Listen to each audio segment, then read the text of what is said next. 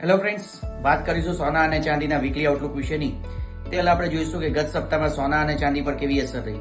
ગત સપ્તાહના શરૂઆતમાં સોનું અને ચાંદી ખૂબ જ નીચી સપાટીએ ખુલ્યા હતા, પરંતુ સપ્તાહના મધ્ય ભાગમાં સોનું અને ચાંદી એક વિક્રમી સપાટી વટાવવા જઈ રહ્યું હતું. એટલે કે સોનું લગભગ $2720 સુધી આવી ચૂક્યું હતું, પરંતુ સપ્તાહના અંત ભાગમાં લગભગ $100 જેટલો મોટો કડાકો નહોતા અને $2720 થી લગભગ $2630 સુધી આવી પહોંચ્યું હતું.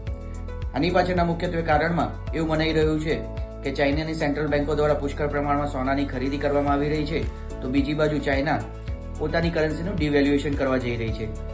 જો આમ થાય તો આવનારા સમયમાં પણ સોના અને ચાંદીમાં ખૂબ જ મોટો કડાકો નોંધાઈ શકે તેમ છે. તો આવો જાણીએ આવતા સપ્તાહમાં સોના અને ચાંદી પર કેવી અસર રહેશે. ગત સપ્તાહે આપણે જોયું સોનું તથા ચાંદી ઘણા વોલેટાઇલ રહ્યા, તેમજ સપ્તાહના અંતે સોનું $50 નીચે બંધ જોવા મળ્યું. જ્યારે આવનારા સપ્તાહની વાત કરીએ તો સોનું $2600 થી $2700 ની વચ્ચે, જ્યારે ચાંદી $30 થી $31.5 ની વચ્ચે રહે તેવી શક્યતા રહેલી છે.